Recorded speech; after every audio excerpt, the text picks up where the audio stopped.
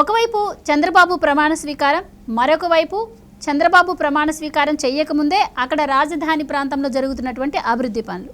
వీటన్నింటి నేపథ్యంలో రాజధాని అమరావతి అయితే మరి కొత్త కళను సంతరించుకుంది, దేదీప్యమానంగా వెలిగిపోతోంది.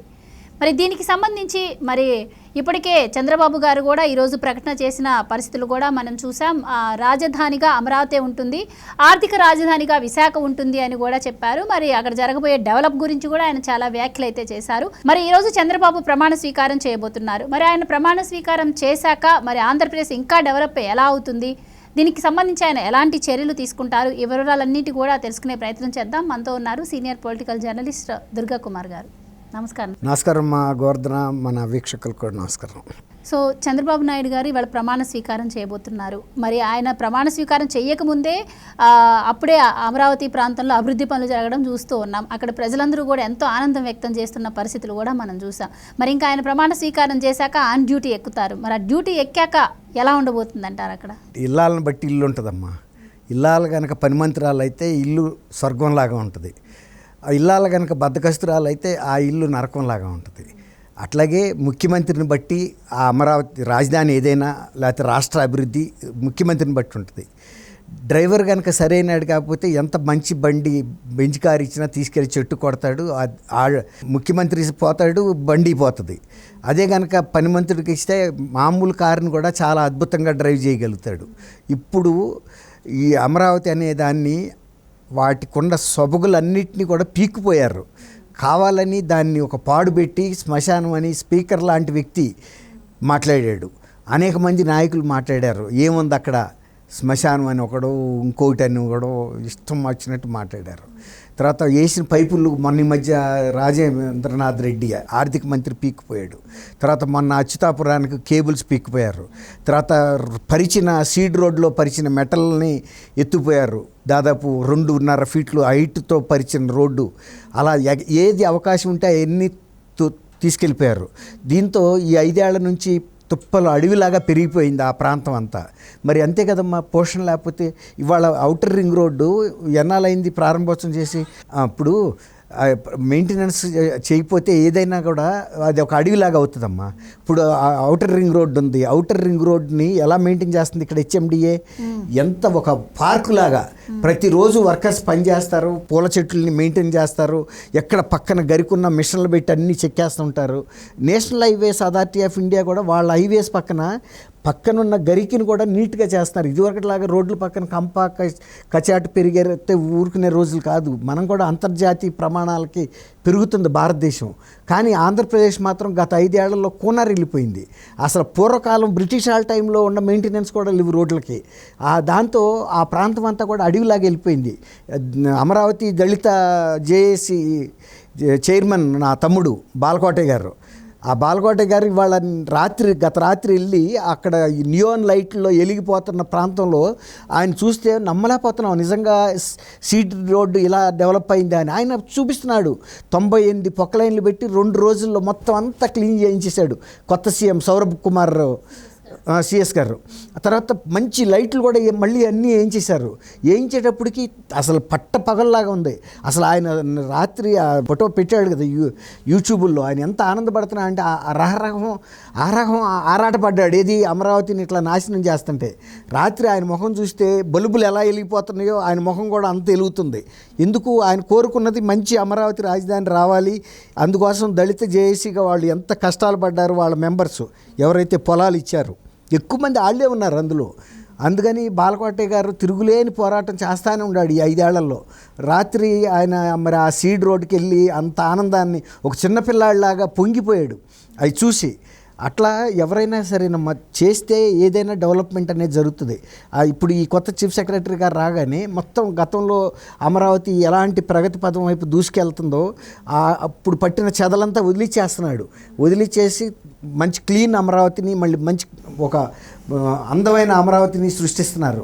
రేపు చంద్రబాబు నాయుడు గారు అక్కడ ప్రమాణ స్వీకారం చేస్తున్నాడు. ఇంకా ఆయన పదవి కూడా తీసుకోకపోయినా సరే ఆయన విజన్ని ఈయన కళ్ళతో చూస్తున్నాడు చీఫ్ సెక్రటరీ. రేపు ఆయన ఏం కోరుకుంటున్నాడు, ఎలాంటి అమరావతి కావాలనుకుంటున్నాడు అనేది ఆల్రెడీ వర్కర్స్ దిగిపోయారు. ఏ శాఖకు ఆ శాఖ వాళ్ళు అమరావతి పునరుద్ధరణ కోసం జరుగుతుంది. ప్రజలు కూడా విపరీతంగా సంతోషిస్తున్నారు. ఇందులో వాళ్ళు కూడా అంతర్భాగం అవుతున్నారు. వాళ్ళు కోరుకున్న అమరావతి ఇది.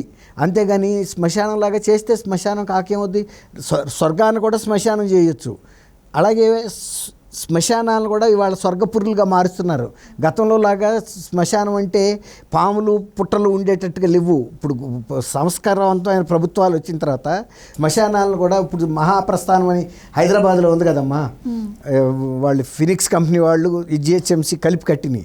అట్లాగే ఇవాళ ప్రతి ఊళ్ళో కూడా సంస్కారవంతమైన ప్రజలు ముందుకొచ్చి మంచి మంచి ఫెసిలిటీస్తో ఇట్లా రాజమండ్రిలో కానీ విజయవాడలో చాలాసార్లు పౌర సమాజమే చేస్తుంది, ప్రభుత్వాలు చేయలేకపోయినా. ఈ ప్రభుత్వం ఊరికే పర్మిషన్ ఇస్తే చాలా వాళ్ళకి అంత అద్భుతంగా చేస్తున్నారు. అలాంటి శ్మశానాలనే స్వర్గంగా సృష్టిస్తుంటే అమరావతిని కావాలని దాన్ని పాడుపెట్టి బీడు పెట్టి అక్కడ ఉండే మెటీరియల్ని దొంగలను ప్రోత్సహించి ఎత్తుకుపోమని ప్రభుత్వానికి ప్రజలు మంచి బుద్ధి చెప్పారు. ఇవాళ ఎప్పుడైతే మంచి ప్రభుత్వం వచ్చిందో దొంగ ప్రభుత్వం దోసుకెళ్ళిపోద్ది. అదే మంచి ప్రభుత్వం వస్తే ఎక్కడికైనా కొని తీసుకొచ్చైనా దాన్ని అలంకరణ చేస్తుంది. ఇప్పుడు అలాగే అమరావతిని మంచి అభివృద్ధిలోకి తీసుకొస్తాం.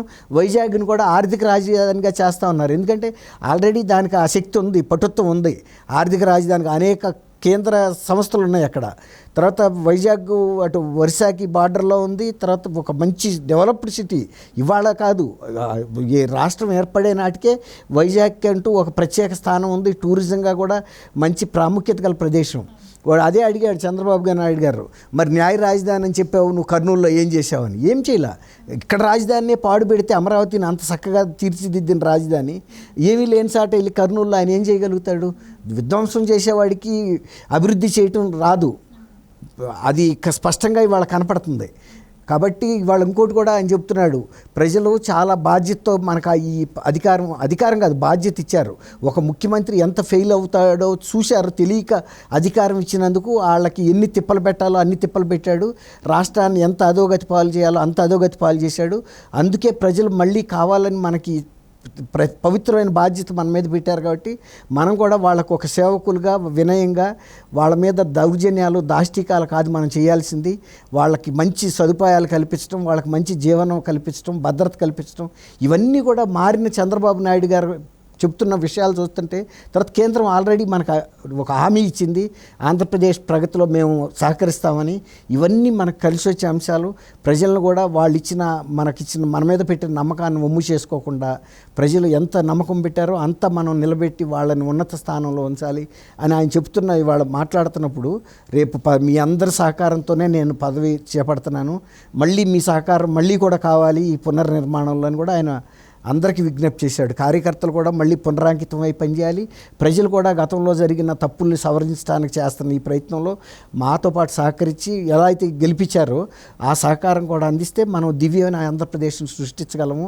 ఆ ధైర్యం నాకుంది. మీరు చెప్తున్నట్టే చంద్రబాబు గారి మీద పెట్టిన బాధ్యత కావచ్చు, ఆ నమ్మకాన్ని కావచ్చు, ఆయన పదవిలోకి రాకముందే నెరవేరుస్తున్నటువంటి పరిస్థితులు మనం గమనిస్తూ ఉన్నాం. ఇంకా ప్రమాణ స్వీకారం చేయకముందే అక్కడ ఆయన చెత్త పన్ను రద్దు చేయడం జరిగింది. అలాగే అమరావతి క్లీనింగ్ కావచ్చు, అక్కడ పరిసర ప్రాంతాలను, అలాగే మద్యం పై కూడా ఆయన కొత్త బ్రాండ్లు అంటే బ్రాండెడ్ మద్యం తీసుకురాబోతున్నట్టు కూడా దానిపై సంతకం చేయబోతున్నట్టు కూడా తెలుస్తోంది. మరోపక్క చూస్తే మరి వాళ్ళతో మీటింగ్ పెట్టిన నేపథ్యంలో ఆయన కూడా అక్కడ కొన్ని వ్యాఖ్యలు పోలవరం గురించి మాట్లాడడం జరిగింది. అలాగే అమరావతి రాజధాని అభివృద్ధి గురించి కావచ్చు. అండ్ ముఖ్యంగా ఏం చెప్తున్నారంటే, ఒక సీఎం వెళ్తుంటే ప్రజలను ఇబ్బంది పెట్టకండి, చెట్లు కొట్టొద్దని చెప్పాడు. ఇప్పటికే చాలా చెట్లు కొట్టేశారు. తర్వాత నా కోసం ట్రాఫిక్ ఆపొద్దని చెప్పాడు. తర్వాత ఇళ్ళకి తలుపులు వేసేసుకోవాలి, అందరూ ప్రజలు బయటకు రాకూడదు, ఇలాంటి ఆంక్షలన్నీ తీసేసాడమ్మా. అది ఆయనకి దండం పెట్టవచ్చు ఆంధ్రప్రదేశ్ ప్రజలు. ఎందుకంటే గతంలో వాళ్ళని ఇళ్లలో మగ్గబెట్టారు. ముఖ్యమంత్రి రాకముందే ఒక గంట ముందే తలుపులన్నీ మూసేయాలి, ఎవడు చెట్లు కొట్టేయటం కానీ అందరికీ బాధేసింది. ఇవన్నీ కూడా మార్పులు జరుగుతున్నాయమ్మా. ప్రజలు కూడా గమనిస్తారు. ఖచ్చితంగా చంద్రబాబు నాయుడు గారిని గెలిపించడమే కాదు, ఈ 5 ఏళ్ల పాటు కూడా ఆయనకి మంచి సహకారం అందించి ఫలితాలు పొందుతారు కూడా. వాళ్ళు కూడా ఖచ్చితంగా జరుగుతుంది. రైట్, చూద్దాం సార్. మరి చంద్రబాబు గారి హయాంలో మరి ఆంధ్ర రాష్ట్రం పరిపూర్ణంగా అభివృద్ధి చెందుతుంది అని ఆశిద్దాం. Right, thank you sir. నమస్కారం మా గోవర్ధన, మన వీక్షకులు కూడా నమస్కారం.